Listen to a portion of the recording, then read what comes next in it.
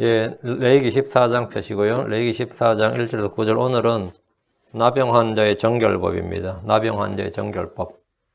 그 말은 뭐냐면 나병이 걸렸던 사람이 갑자기 나아버린 거예요.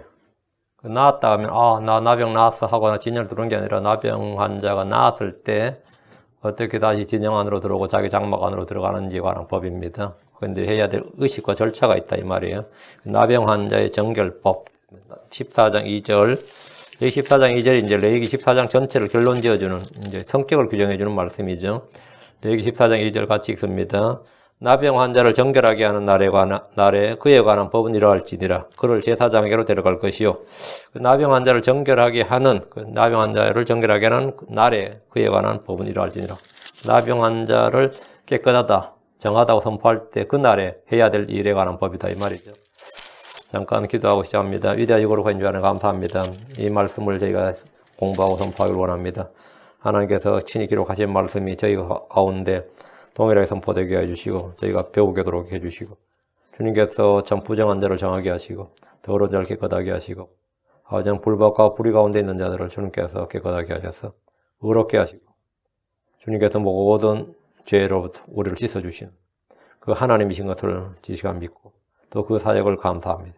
아버지 하나님, 이 말씀을 통해서 저희가 배움과 훈계와 경고를 얻게 하시고 아버지 하나님, 본보기로 기록된 모든 말씀들을 통해서 저희도 이 시대에 참으로 거룩하고 의롭고 경건하게 살아갈 수 있도록 그리고 자기 몸을 정결하게 깨끗하게 할수록 인도해 주십시오. 감사드리며 주의 성기도합니다. 아멘. 오늘 다룰 말씀은 나병 환자, 나병의 정결법, 정결의식. 이 말은 나병 환자가 부정하다고 그 병이 확정되어서 진영 밖에 살게 될 때 이제 그곳에서 그 병이 나을 경우에 계속해서 거기 살아야 되느냐. 그 병이 나았는데 그 병이 나았을 때 어떻게 해야 되냐. 그 사람은 어떻게 해야 되느냐. 이 말입니다. 일반적으로 나병은 이 천형으로 여겨졌고 불치병으로 간주되었는데 이 간혹 나병이 낫는 경우가 있었습니다. 나병이 낫는 경우가 있었어요. 이는 말기암 환자가 나은 것보다 더 기적 같은 일입니다. 말기암 환자가 시한부 선고를 받고 이제 곧 죽는다고 그랬는데, 그럼 갑자기 나아버렸다. 어때요? 놀라운 일이죠. 이 세상에서 오랫동안 질병으로 투병하며 죽을 날만 기다리는 사람들에게 어느 날 기적 같은 치유가 일어났다고 한번 생각해 보십시오. 이런 놀라운 이적, 표적, 기적, 뭐라고 해도 상관없는 거죠. 주께서 나는 너를 치유하는 주니라 이렇게 하셨는데 성경에 이런 일이 많이 기록되어 있습니다. 나는 너를 치유하는 주니라. 시편에 보면 시편 67편 2절에 이로써 주의 길을 땅에 알리시며 주의 구원의 치유를 모든 민족들에게 알리소서. 주의 구원의 치유를 질병을 치유하는 거예요. 주님은 땅을 치유하십니다. 주님은 물들을 치유하십니다. 주님은 민족들을 치유하십니다. 주님은 사람들의 병을 치유하십니다. 주 예수님께서 재림하실 때 이런 치유가 온 땅에 일어날 것이고 이 치유가 온 민족들에게 알려진다. 이거. 이사야 35장 5절 6절이죠. 그때 눈먼 자의 눈이 열리고 귀 먹은 자의 귀가 열리며 그때 다리 저는 자는 사슴같이 뛰고 말 못하는 자의 혀는 노래하리니 광야에서 물들이 터져 나오고 사막에서는 신에 걸으며 할 때 눈먼 자의 눈이 열리고 이런 기적은 없는 거죠. 눈먼 자의 눈이 열리고 시력을 얻고 다리 저는 자들이 걸으며 나병 환자들이 정결하게 되며 귀 먹은 자들이 들으며 죽은 자들이 일으켜지며 엄청난 이야기죠. 이것이 바로 예수님이 성경에 예언된 그리스도요 하나님을 보여주는 증거입니다. 침례 요한은 감옥에서 제자들 예수님께 보내서 물었습니다. 당신이 그리스도시니까 아니니까 이거죠. 그 마태복음 11장 3절에 그분께 이르되 선생님이 오실 그분이 오니까 아니면 우리가 다른 분을 기다리오리까? 당신이 바로 오실 그분 메시아입니까? 아니면 우리가 메시아를 또 기다려야 됩니까? 다른 분을 기다리오리까 하니 주 예수님은 나병 환자들을 깨끗하게 하셨습니다. 죽은 자들을 살리기도 하셨습니다. 나병 환자는 불치병이라고 알렸지만 이들 중에 간혹 낫는 경우가 있었는데 이는 주께서 그들을 치유하셨기 때문입니다. 주께서 나병 환자를 고치시면 그는 부정한 자에서 정결한 자로 회복이 됩니다. 미리암은 죄로 인해 나병이 걸렸지만 모세의 기도로 고침을 받았습니다. 나병 환자였다가 나은 케이스죠. 나만 장군은 시리아 사람이에요. 이방인입니다. 나병 환자였지만 엘리사를 찾아와서 그의 병이 치유를 받았습니다. 제사장은 나병을 진단할 뿐만 아니라 치유하는 일이 없었지만 주의 기름 부음 받은 대언자들은 병을 치유하는 표적을 행했습니다. 엘리사를 아는 한 여종이 말하기를 나만 장군 집의 종이었어요. 근데 이 사람이 유대인이었어요. 이 여자가. 그녀가 자기 여주인에게 이르되 내 주께서 사마리아에 계신 대언자와 함께 계셨으면 좋겠나이다. 사마리아에 계신 대언자 엘리사와 함께 계셨으면 좋겠나이다. 그가 그분의 나병을 고쳤으리이다. 엘리사가 그분의 나병을, 나만 장군의 나병을 고쳤으리이다. 이 여자는 어떻게 이 시리아의 나만 장군 집에서 종으로 있던 이 여자는 어떻게 이걸 안 거예요? 엘리사가 그렇게 표적과 권능과 이적을 많이 행했고 대언자들은 그런 능력이 있다는 걸 믿은 거죠. 그리고 그건 믿었다가 아니라 알고 있는 거예요. 나만 거기 가면 고친다고. 나만의 집에 있던 여종은 대언자 엘리사가 나병을 나병을 세상에 누가 어떻게 고쳐? 이게 아니라 사마리아에 있는 대언자는 나병을 고친다. 엘리사는 나병을 고친다고 알고 있었어요. 그렇게 그 사실을 알았고 믿었습니다. 엘리야와 엘리사 같은 대언자들은 죽은 사람을 살리기도 했습니다. 그러나 당시 이스라엘 사람들 가운데서 대언자에게 나와서 엘리사에게 와서 나병을 치유받은 사람은 아무도 없었습니다. 누가복음 4장 27절에 우리 주님께서 하신 말씀. 또 대언자 엘리사 때에 이스라엘에 많은 나병 환자가 있었으되 그들 중 아무도 정결하게 되지 못하고 오직 시리아 사람 나만만 정결하게 되었느니라. 이스라엘에 나병 환자가 당시에 많았다는 거예요. 이스라엘에 나병 환자가 많았는데 아무도 고침을 못 받았어요. 왜? 엘리사의 능력이 없었던 게 아닌 거죠. 엘리사의 능력이 없어서가 아니라 아무도 엘리사에게 나와서 나병 고쳐달라고 한 사람이 없었고 엘리사가 그런 병을 고친다고 믿지도 않았어요. 나병은 천형이려니 생각하고 저절로 나오면 낫고 그만 아니면 그건 죽는 거지 뭐. 그러니까 아무도 사마리아로 와서 엘리사에게 와서 아니면 엘리사에게 우리한테 좀 와달라고 하든지 이게 안 된 거예요. 그래서 엘리사 때 이스라엘에 많은 나병 환자가 있었을 때 그들 중 아무도 정결하게 되지 못하고 그러니까 결국 뭐죠? 한 명도 안 나은 거예요. 그 게하시의 집에 있었던 이 여종, 게하시 집이 아니지. 그 나만 장군의 집에 있었던 이 여종 같은 사람이 아무도 없었던 거예요. 응? 아무도 없었던 거예요. 근데 이 진정한 복음을, 이 엘리사의 능력에 대해서 복음을 들은 사람은 시리아 땅에 있는 이방인 나만 장군이었어요. 우리 주님의 말씀에 따르면 당시 이스라엘은 나병 환자가 꽤 많이 있었습니다. 그러나 엘리사를 통해서 정결하게 된 사람은 이스라엘은 아무도 없었고 시리아 사람 나만 장군 한 명뿐이었다. 이스라엘은 자기들 가운데 대언자가 있었지만 아무도 치유를 받지 못한 것은 아무도 그에게 오지 않았기 때문입니다. 그러나 시리아 사람 나만 장군은 직접 와서 치유를 받았습니다. 주님은 제자들에게 마태복음 10장 8절 병든 자들을 고쳐주고 나병 환자들을 정결하게 하며 죽은 자들을 살리고 마귀들을 내쫓되 너희가 거저 받았으니 거저 주라. 이렇게 말씀하셨습니다. 병든 자들을 고쳐주고 나병 환자들을 정결하게 하며 주님께서는 제자들에게 분명히 병든 자를 고쳐주라 그랬어요. 그런 능력이 있으면 나병 환자를 정결하게 하고. 근데 미국에 지금 TV 설교자들, 이 사람들 진짜로 큰 목회하죠. 유명 목회자들 웬만한 팝스타, 인기 가수나 인기 탤런트보다 더 유명합니다. 근데 그 사람들 처음 하는 게 뭐죠? 블레싱 시드를 뿌리라 하면서 돈 걷잖아요. 제일 처음 하는 게 블레싱 시드. 축복의 씨앗을 뿌리라. 그러니까 막 돈 거두는데 성경에 따르면 뭐라고요? 만약 그 사람 진짜 그게 성령의 능력이고 하나님께 받은 능력이면 너희가 거저 받았으니 거저 주라. 너희가 거저 받았으니 거저 주라. 사도들은 나병 환자들을 정결하게 했습니다. 사람들은 병든 자들을 예수님에게 데려왔습니다. 그때마다 주님은 그들을 불쌍히 여기시고 고쳐주셨습니다. 그러나 엘리사 시절에 이스라엘에 많은 나병 환자들이 있었지만 시리아 사람 나만처럼 엘리사에게 고침을 받기 위해서 온 사람, 그 나만 장군처럼 엘리사가 고칠 수 있는 사람이다 이렇게 믿고 온 사람은 아무도 없었습니다. 마찬가지로 이스라엘 사람들은 구원받기 위해서 죽게 나오는 사람이 거의 없었습니다. 예수님이 메시아다 그리스도다 이렇게 믿고 나오는 사람이 없었습니다. 주께서 수고하고 무거운 짐진 모든 자들아 다 내게로 오라 하고 누구든지 목마르거든 내게로 와서 마시라고 하셨지만 죽게 나오는 이들이 없었습니다. 나병을 고쳐주는 엘리사가 그들 가운데 있었지만 이스라엘의 나병 환자들이 고침을 받지 못했을 뿐 아니라 도리 엘리사 곁에 있던 게하시가 뭐가 걸렸어요? 나병이 걸렸어. 엘리사 제일 측근에 있던 나병 환자도 고친 엘리사인데 오히려 엘리사의 소종 들던 게하시가 나병이 걸렸습니다. 게하시면 나병 걸린 게 아니라 열왕기 5장 27절에 그러므로 나만의 나병이 내게 굳게 붙고 내 씨에게 영원토록 붙으리라. 이 말은 뭐예요? 내 씨에게 영원토록 붙으리라. 게하시 자손도 나병 환자 됐다 이 말이에요. 아니 그가 그 앞에서 떠나가면 나병 환자가 되어 눈 갇히게 되니라. 끔찍한 말이죠. 이것은 예수님과 이스라엘 사람들 사이의 관계를 보여주는 훌륭한 예입니다. 이방인들이 이스라엘의 대언자를 찾고 깨끗함을 받았는데 자기 백성들은 아무도 치유받지 못하고 가까이 있던 게하시, 종은 나병이 걸렸습니다. 주를 찾고 주의 이름을 부르는 이방인들이 구원을 받았고 주께 가까이 있던 사람, 주를 배척한 이스라엘이 꺾이고 저주를 받았습니다. 우리 주님은 자기를 찾아오는 나병 환자들의 나병을 고치셨습니다. 나병에서 치유를 받은 사람들은 율법에 따라 제사장에 가서 자신이 나았다는 것을 보이고 정결의식, 이 정결법에 따라서 뭔가를 해야 됩니다. 마가복음 1장 44절에서 우리 주님이 나병 환자를 고쳐주기 하신 말씀, 그에게 이르시되 삼가 너는 아무에게도 아무 말도 하지 말고 내 길로 가서 제사장에게 내 자신을 보이고 또 내가 정결하게 되었으므로 모세가 명령한 그것들을 드려 그들에게 증거로 삼으라 하시니라. 이걸 제사장에 내 자신을 보이고 뭐라고? 모세가 명령한 그것들을 드려 이랬죠. 모세가 명령한 그것들을 드려, 이게 뭐냐면 레위기 14장에 있는 대로 이 말이에요. 오늘 우리가 공부할 이거대로 하라 이 말입니다.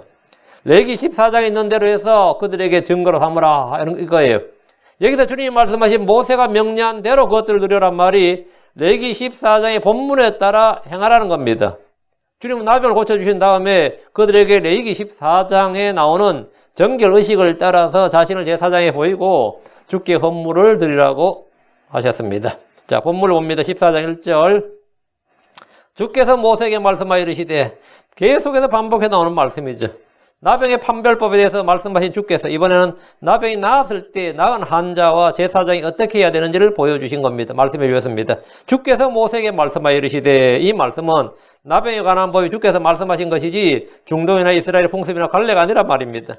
제가 어제도 이 책을 한 건 예전에 사놓은 책을 눈에 딱 들어와서 창세기부터 좀 성경을 써머려 놓은 책이었어요. 그래서 한 어디까지 읽었더라? 룻기. 11개 하까지 읽어 나오다. 11개가 좀 다 읽으려고 하다가 11개 하까지 이제 써머리 된 걸 쫙 읽는데 그 써머리 된 게 이제 유명한 박사 2명이 쓴 공동 집필 책인데 계속 사이사이 나오는 말이 뭐냐면 어떤 학자들에 따르면 어떤 학자 그게 계속 나와요. 그게 그 말이 뭐냐면 계속 나오는 말이 주의 말씀이 아니라 모세가 또는 후대 누가 모세를 주인공으로 내세웠어. 모세가 직접 쓴 게 아니라 후대의 누군가가 모세를 주인공으로 내세워서 당시의 풍습과 문화와 전통, 신화 등을 편집했다. 이 이야기가 계속 사이사이 나와요. 나 읽는데 참 계속 그게 나오더라고요. 그게 오늘날 이 미국의 참 신학교에서 가르치는 거예요. 문서 편집론이죠. 이는 마귀의 간계한 속임수입니다. 성경 뭐라 했어요? 주께서 모세에게 말씀하여 이르시되, 모세에게는 주께서 모세에게 말씀하신 겁니다. 성경은 반복해서 주께서 누구누구에게 말씀하여 이르시되 이 표현이 나옵니다. 이런 성경의 저자가 하나님이고 하나님께서 직접 말씀하신 것임을 말해줍니다. 신자가 성경의 저자, 성경의 영감에 대한 믿음이 없으면 그의 믿음은 사실 다 거짓입니다. 이 믿음이 없으면 뭐라고? 다 거짓이. 그 다음에 다른 건 뭘 믿어도 그 사람 믿음은 다 사람들의 전통과 계명과 가르침에 기반한 이 믿음이지 하나님의 말씀에서 난 믿음, 그 우리 주 예수 그리스도의 믿음, 성령의 선물의 믿음, 성령의 열매로서의 믿음이 아니다 말. 그건 한마디로 아무리 같아 보여도 가짜다. 그의 믿음은 가짜다. 물론 우리가 판별하기 상당히 어려워요. 근데 그의 믿음은 뭐 가짜다. 2절입니다. 나병 환자를 정결하게 하는 날에 그에 관한 뭐 이러할지니라. 자, 나병 환자를 정결하게 하는 날에 여기 언더라인. 그를 제사장으로 데려갈 것이요. 13장이 나병 환자를 나병을 정결하다 선언하거나 부정하다고 선언한 것에 관한 법이라면 어떤 사람을 이제 나병이 걸렸는지 안 걸렸는지를 보고 정결하다. 이거 나병이 아니다 하면 정결하다. 나병이다면 부정하다 선언한 것에 관한 법이라면 14장은 나병 환자를 정결하게 하는 날에 관한 정결법입니다. 정결법인데 나병 환자를 정결하게 하는 날, 이 말은 누가 나병 환자를 정결하게 하는 날이 아닙니다. 나병 환자를 어떻게 정결하게 해요? 제사장은 나병 환자를 절대로 정결하게 할 수 없습니다. 엘리사 같은 대언자는 나병 환자를 정결하게 할 수 있는데 날 잡아놓고 나병 환자를 정결하게 하는 날, 우리가 감사하는 날, 이런 무슨 날 하듯이 날 잡는 게 아니란 말이죠.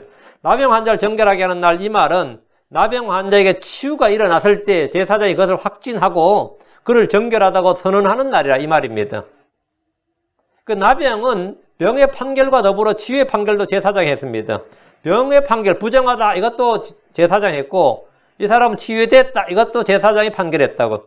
나병이 날 때 제사장 앞에 가서 확증을 받고 부정하게 되듯이 나병이 낫게 되면, 치유가 되면 그는 다시 제사장에 가서 자신의 나병이 깨끗하게 된 것을 보이고 정결하다는 제사장의 증언을 받고 뭔가를 해야 돼요.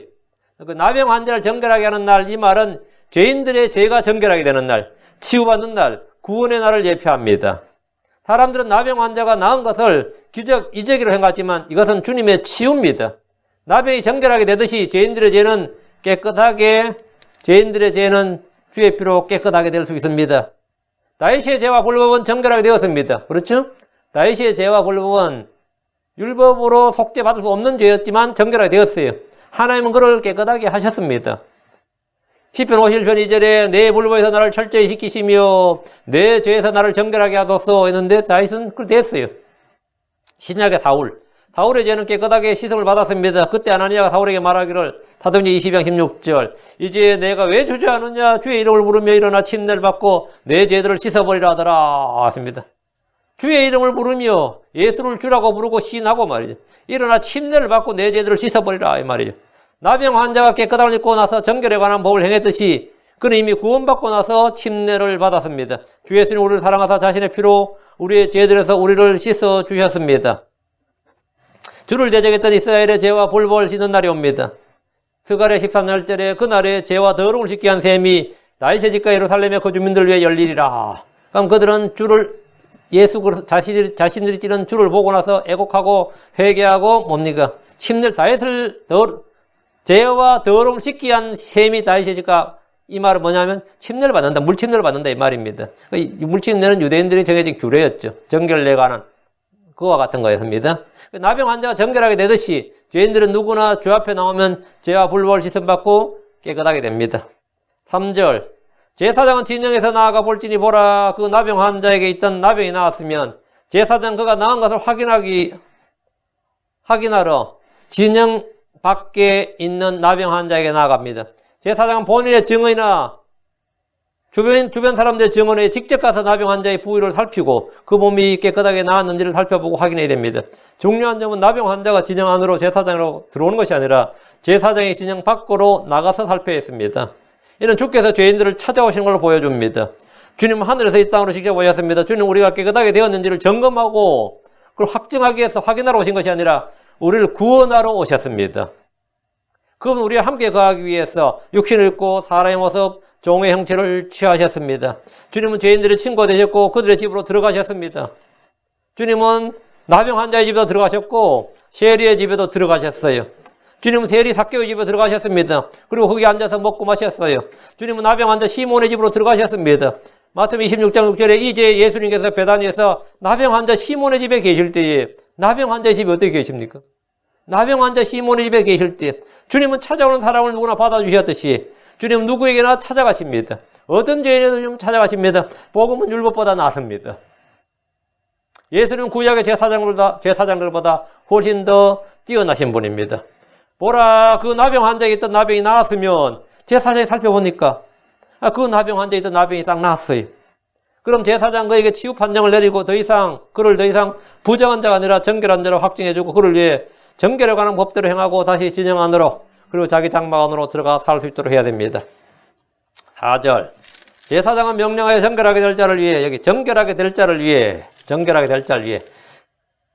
살아있는 정결한 새 2마리와 백향목과 주홍색 실과 우슬초를 가져오게 하고 나병 환자로 진영 밖에서 격리되어 있다가 나병이 나은 자를 정결하게 될 자 이렇게 말합니다. 나병이 나았다고 해서 정결하게 되는 것이 아니라 율법에 따라서 정결의식을 치러야 정결하게 됩니다. 정결하게 될 자란 말은 법에 따라 정결의식을 치르게 될 자, 율법에 따라 정결법을 행할 자 이 말입니다. 제사장 이들을 위해서 정결한 새 2마리와 백향목과 주홍색 실과 우슬초를 가져오게 했습니다. 나병 환자의 정결에 필요한 4가지가 정결한 새 2마리, 백향목, 주홍색 실 그리고 우슬초입니다. 정결한 새는 율법에서 말한 부정한 새를 제한 정결한 새를 말합니다.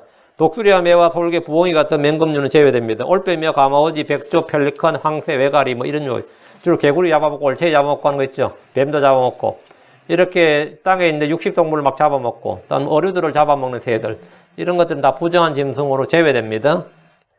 곡식이나 밀 이런 거 곡식이나 뭐 알갱이 이런 거 풀 뜯어먹는 새 이런 새는 정결한 새고요. 그 레위기 11장에 나온 부정한 새를 제외한 모든 새를 정결한 새는 이 두 마리 가져오라고요. 그 제어물로 사용된 비둘기 두 마리처럼 주로 이들이 가져온 새는 이제 비둘기였습니다. 다음, 백향목을 가져오는데 백향목은 레바논의 가장 좋은 나무들로서 성경에도 자주 등장하는 나무입니다.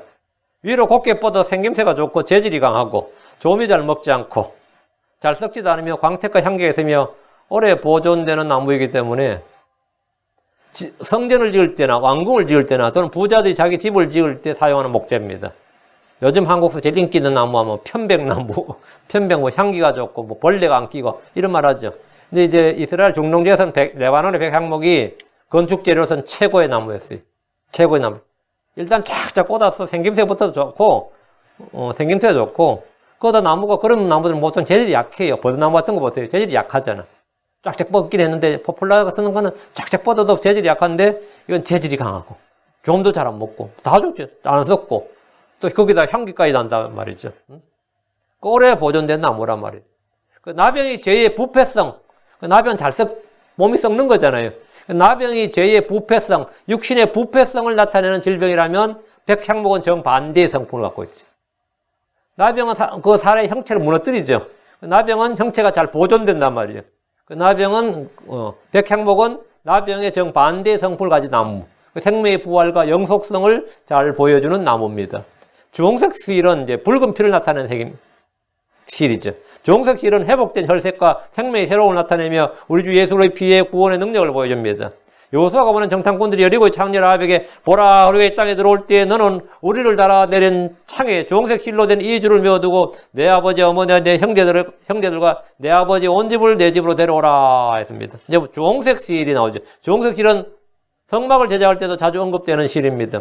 아가서에서 우리 주께서 신부에게 내 입술은 주홍색 실 같고 내 말은 고우며 내 관자놀이는 내 머리채 속에 있던 석류조각 같구나. 그럼 내 입술은 주홍색 실 같고 주홍색 실 같다.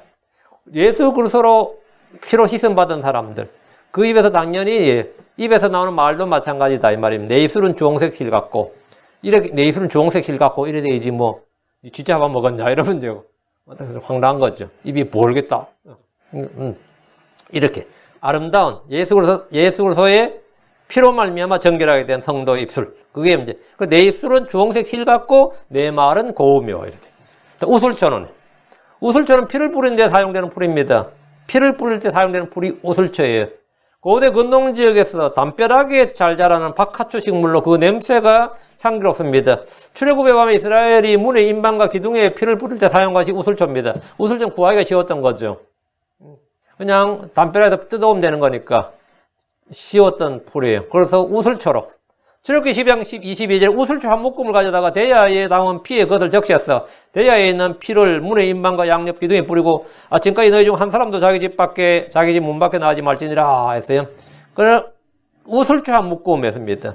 다윗이 죄를 회개하고 자백하면서 기도할 때 시편 51편 7절 우슬초로 나를 정결하게 하소서 내가 깨끗하게 되리이다. 나를 씻기소서 내가 눈보다 더 희게 되리이다. 우슬초로 나를 정결하게 해서 이 말은 뭐냐 우슬초에 뭘 한 거죠? 피를 묻혀서 뿌리는 거예요. 그 우슬초로 나를 정결하게 해서 이거는 피로 나를 정결하게 하게 하소서 내가 깨끗하게 되리다 이 말입니다. 나를 씻기소서 이 말도 피로 나를 씻기소서 이 말입니다. 예언이죠. 예수의 피로 우리가 다 씻긴 맞는다. 솔로몬은 레바논에 있는 백향목에서부터 담에서 솟아나는 우슬초 이르기까지 나무에 관해 모두 말할 수 있는 식물학자였습니다. 백향목에서부터 우슬초까지 했는데 정결한 짐승 중 한 마리를 잡아서 피를 뿌릴 때 우슬초가 사용됩니다. 이는 제사장들이 희생제물에 피를 뿌릴 때도 흔히 사용했던 것입니다. 자, 이제 이걸 4개를 가져와서 이제 정결하게 하는 날, 이제 이 나병 환자 정결하게 되면 이제 정결하게 하게 한 날에 이제 의식을 치르는 거죠. 법을 집행하는데 5절 제사장은 또 명령하여 그 새들 중 한 마리를 흐르는 물 위에서 질그릇 안에서 잡게 할지니라. 제사장은 정결한 새 2마리 중에 한 마리를 흐르는 물 위에서 질그릇 안에서 잡습니다. 이 말은 뭐냐면 성경에서 이제 고인물 하면 스탠딩 워러라고 그래요. 스탠딩 워러. 우물이나 저수지나 호수의 물에 욕조에 받아둔 물. 여러분 싱크대에 물을 받아둬서요. 흘려보내자고 받아줘서. 그럼 그게 스탠딩 워러인데 우리말로 이걸 이제 고인물 이렇게 번역 안 하고 서 있는 물 이렇게 스탠드 하면 서죠. 스탠딩 워러를 서 있는 물 이렇게 번역했어요. 그래서 이제 전에 어떤 우리 한 분이 세상에 서 있는 물이 어디 있습니까? 그러더라고요. 서 있는 물이. 서 있는 물은 뭐냐면 물이 러닝 오어라 하면 달린다, 흐른다죠. 흐르는 물이 딱 서 있다고. 스탠딩 오어라, 고여있다, 고여있는 물이라는 뜻입니다. 근데 개혁성경에는 주로 이제 저수지, 연못 이렇게 번역했고, 우리말은 그냥, 우리 흠정력 이 성경에는 그냥 그대로 서 있는, 스탠딩 오어라, 서 있는 물이라고 번역했는데, 고여있는 물입니다. 그게 반대되는 말이 이제 흐르는 물인데, 러닝 오어라예요. 물은 흐른다, 달린다, 이 말이죠. 러닝 오어라. 물이 달린다. 흐르는 물이라고. 대야에 물을 받아서 손을 씻으면 고여있는 물로 씻는 겁니다. 그렇죠. 물을 받아서 씻으면 그 고여있는 물, 스탠딩 오어라예요. 그런데 우리가 그냥 파워시스에서 틀어서 씻어, 그건 흐르는 물이죠. 그건 흐르는 물로 손을 씻는 거예요. 우리 대부분 다 흐르는 물로 씻죠, 지금은. 물을 틀어놓고 손을 씻으면 흐르는 물에 씻는 것인데 이게 위생적으로 훨씬 더 낫죠. 흐르는 물에 씻는 게 훨씬 더 낫습니다. 우리가 뭐 상치를 씻든 배추를 씻어도 다 뭐에 씻어요? 옛날에는 전부 다 고여있는 대야에다가 아는 큰 거기다가 통에다가 해서 지금도 뭐 예를 들어 뭐 양념하든가 할 때는 다 고여있는 물로 하죠. 소금물 재놓는다 할 때 그럼 흐르는 물로서는 할 수가 없으니까. 그러니까 우리가 이제 샤워를 할 때 흐르는 물로 머리를 감고 몸을 씻습니다. 다시 샤워할 때 그렇죠? 샤워물 틀어놓으면. 새를 질글 안에서 잡았어. 그 위로 물이 흐르게 하는 겁니다. 그러면 질글 안에 물이 가득 차면 그럼 피하고 물은 핏물이 되는 거죠. 질글 안에 핏물이 되는 거예요. 그러면 질글에서 몸이 되고 피가 거기 있고 다음에 물이 그 위에 흐르면 어떻게 되죠? 질글 속은 뭐가 되냐? 핏물이 되는 거죠. 핏물이 된다고. 질그릇이 몸이 되고 질그릇 안에는 뭐가 있어? 물과 피가 있는 거죠. 그래서 뭐죠? 사람을 예표하는 거예요. 우리 주 예수 그리스도께서 몸을 입으시고 질그릇을 입으시고 그 속에 뭐냐? 물과 피가 있었단 말이죠. 예. 뭔가를 이제 씻는다 할 때 우리가 이제 질그릇 안에 새를 잡아서 그 위로 물을 흐르게 하는 것은 새를 잡을 때 깨끗하게 씻어서 잡는 것이고 뭔가를 씻을 때 고인물이 아니라 흐르는 물에 씻는 것도 위생적으로 훨씬 더 깨끗하고 또 설거지를 할 때도 우리 수돗물을 켜서 흐르는 물로 씻습니다. 수도가 없고 물이 귀해서 예전에는 물을 받아놓고 그 안에 씻었습니다. 그런 다음 깨끗한 물을 다시 헹구는 식으로 했죠. 손을 씻어도 흐르는 물에 씻어야 더러움을 제거할 수 있습니다. 질그릇 안에서 새를 잡으면 피가 그 안에 있게 되는데 새를 잡은 질그릇 위로 흐르는 물을 쏟으면 그 안에 피가 가득하게 됩니다. 이는 물과 피로 오신 예수 그리스도를 예표하는 겁니다. 질그릇은 몸과 육신입니다. 우리 몸은 전부 다 물과 피로 되어 있습니다. 우리 몸 속에는 이게 질그릇이고 질그릇 안에 뭐가 있어요? 물이 한 70%, 80%가 나요. 물이 70%, 뭐 피가 몇 리터 안 되죠. 사람이 피가 사실. 그 피가 있단 말이죠. 말씀 육시 되신 주 예수님은 그 속에 물과 피를 가지셨습니다. 십자가 위에서 그분의 몸은 질그릇이었습니다. 우리의 몸은 질그릇입니다. 예수님 우리를 대신해서 물과 피를 쏟으셨습니다. 요한일서 5장 6절 이분은 물과 피로 오신 분이시니 곧 예수 그리스도시라 물로만 오지 않으시고 물과 피로 오셨느니라 증언하시는 이는 성령이시니 이든 성령께서 진리시기 때문이니라. 예수님이 뭐라고? 물과 피로 오셨느니라. 예수님 우리를 위해 자신의 모든 피를 쏟으셨습니다. 요한복음 19장 34절 그러나 군사들 중에 하나가 창으로 그분의 옆구리를 찌르니 즉시 거기서 피와 물이 나오니라. 피와 물이 나오니라. 예수님 물과 피로 오셨다예요. 예수님의 몸 안에 있던 물은 인성을 말합니다. 피는 그분의 신성을 말합니다. 6절입니다. 살아있는 새에 관하여는 그가 그 새와 백향목과 주홍색 실과 우솔줄 가져다가 그것들과 그 살아있는 새를 흐르는 물 위에서 잡은 새의 피에 담가. 한 마리는 이제 잡아서 이렇게 잡았고 살아있는 새에 대한 겁니다. 한 마리는 질그릇에 담아 잡고 한 마리는 잡지 않고 날려보냅니다. 살아있는 새는 백향목과 주홍색 실과 우솔줄 가져다가 흐르는 물 위에서 방금 잡은 새의 피에 담은 겁니다. 살아있는 새를 죽은 새의 피에 담그는 것은 그의 죽음에 동참하는 겁니다. 한 마리의 죽음을 통해 다른 한 마리는 죽지 않습니다. 이는 한 사람을 통해 죄가 세상에 들어왔고 사망에 이르렀듯이 한 사람을 통해서 의가 들어오고 생명을 얻는 것과 같습니다. 로마서 5장 16절 17절 또 이 선물은 죄 지은 한 사람을 말미암아 이루어진 것 같지 아니하니 이는 한 사람을 말미암은 심판은 정리에 이르렀으나 많은 범죄로 인한 이 거저 주시는 선물은 칭에 이르렀기 때문이라. 한 사람의 범죄로 말미암아 사망이 한 사람을 통하여 굴림하여 선진데 은혜와 의의 선물을 넘치게 받는 자들은 한 사람 예수 그리스도를 통하여 더욱더 생명하서 굴림하리라. 여러분 한 사람이나 나오죠. 한 사람을 위해 죽었고 한 사람을 위해서 산다 이 말이죠. 살아있는 새는 죽은 새의 피를 통해 삽니다. 죽은 새의 피에 백향목과 주홍색 실, 우슬조 그리고 살아있는 새를 모두 담급니다. 새의 피는 이 모든 걸 다 담글 정도로 양이 그렇게 많지 않습니다. 그 질그릇 안에 잡아서 그 위로 흐르는 물을 담았기 때문에 가능한 일입니다. 그럼 핏물이기 때문에 이제 다 담글 수 있는 거죠. 7절. 나병에서 정결하게 될 자에게 7번 뿌려 그를 정결하다고 선하고, 이제 정결하다고 선한 거야. 피를 뿌려야 뭐 된 거죠? 정결하다고 선언한다. 그 살아있는 새는 빈 들판에 놓아줄지니라. 사람에게 피를 뿌린 거예요. 제사장은 나병에서 정결하게 될 자에게 이 피를, 새의 피, 정결하게 된 새의 피를, 정결한 새의 피를 뿌린 겁니다. 7번 뿌려서 그를 정결하다고 선언했습니다. 이게 정결법이에요. 이는 피를 통한 정결 구속을 보여줍니다. 피 흘림 없이는 죄 사함이 없습니다. 율법에 따르면 거의 모든 것이 피로서 깨끗하게 됩니다. 피가 없이는 깨끗하게 되지 못합니다. 제사장은 정결하게 될 자에게 7번 정결한 새의 피를 뿌렸습니다. 주님은 창조 때 7날을 정하였습니다. 7번 뿌리라는 것은 7이라는 수가 충만, 완전, 성취를 상징하는 하나님의 수이기 때문입니다. 7번 피를 뿌린 것은 나병에서 완전하게 깨끗이 나음을 입었고 부족함이 없다는 뜻입니다. 대언자 엘리사가 나병을 고침받기 위해서 온 나아만 장군에게 요르단강에 가서 몇 번? 7번 씻으라고 명령했습니다. 7번. 7이라는 수는 회복을 뜻하는 겁니다. 핏뿌림을 통해 나병으로 부정하게 되었다가 격리된 환자가 이제는 진영 안으로 들어가서 공동체의 일원이 되는 겁니다. 그 회복이죠. 피를 뿌린 것은 언약의 회복을 말합니다. 피를 통해서 언약이 체결되었습니다. 핏뿌림을 통해 나병 환자는 다시 언약의 백성, 주의 백성으로서 의무를 행할 수 있습니다. 성막과 섬기는 일에 쓰는 모든 것에 피를 뿌렸습니다.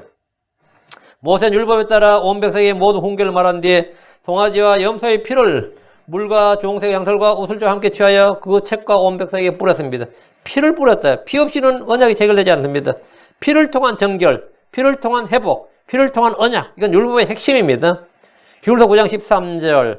황소와 염소의 피와 암송아지의 죄를 부정한 자에게 뿌려 육체를 거리기 구별하고 정결하게 하거든. 우리는 주 예수로의 핏뿌림을 통해 깨끗하게 되었습니다. 히브리서 12장 24절. 시언약의 중재자신 예수님과 아벨의 피보다 더 나은 것을 말한 피, 그 뿌리는 피에 이르렀느니라. 여러분, 뿌리는 피에 이르렀느니라. 뿌리는 피. 주님께서 피를 뿌렸다 이 말이에요. 나병 환자에게 난 정결하게 하기 위해서 7번 피를 뿌렸듯이 예수님께서 피를 뿌렸다 이거예요. 베드로전서 1장 2절. 곧 하나님 아버지의 미리 하심에 따라 성령의 거룩히 구별하심을 통해 순종함과 예수로의 핏뿌림에 이르도록, 예수 그리스도의 핏뿌림에 이르도록 선택받은 자들이 편지하노니 은혜와 평강이 내게 더욱 많이 있기를 원하노라. 그 모든 크리스천들은 예수님의 그 핏뿌림을 받은 자들입니다. 핏뿌림을 받은 자들이에요. 그 죽임을 당한 새의 피를 정결하게 될 자에게 뿌린 후에 살아있는 새는 빈 들판에 놓아졌습니다. 이 새는 잡혀왔다 이제 완전히 사는 거죠. 빈 들판. 자기는 동료 새에 뭐가 묻었어요? 피가 묻었어요. 그래서 그 피가 묻은 채 산 거예요.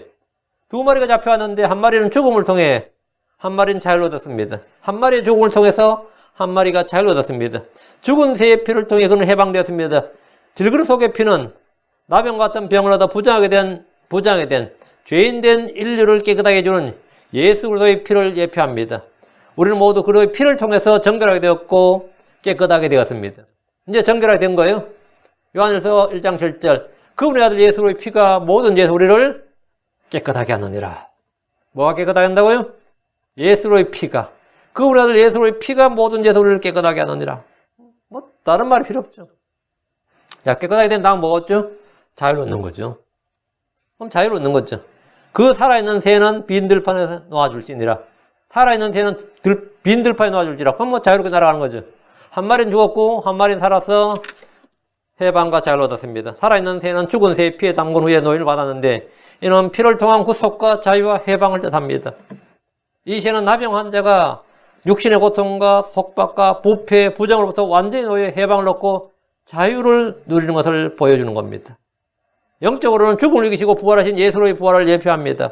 이 새는 피를 통해 해방을 얻었듯이 우리는 피를 통해 죄의 권능과 사망의 권능과 율법의 권능에서 해방되어서 자유를 얻었습니다. 이제 우리를 속박하는 것이 없습니다. 여러분 모든 것에서 자유를 얻었습니다. 살아있는 새를 빈 들판에 놓아주면 그 새는 창공을 자유롭게 날 수 있습니다. 이런 죽음의 속박에서 벗어난 죄인들이 위에 있는 것에 애착을 두고 하늘로 가는 것을 보여줍니다. 골로새 3장 2절에 위에 있는 것들에 너희 애착을 두고 땅에 있는 것들에 두지 말라. 우리는 예수의 피를 통해서 그 피 뿌림을 통해서 우리 어디로 간다? 하늘로 간다 이거죠. 우리는 하늘의 보화를 쌓아둬야 됩니다. 우리는 하늘의 생활 방식을 따라 살아야 됩니다. 빈들판에 놓인 새처럼 우리는 자유로운 사람들로서 땅에서 기는 자들이 아니라 하늘을 자유롭게 날아야 합니다. 8절입니다.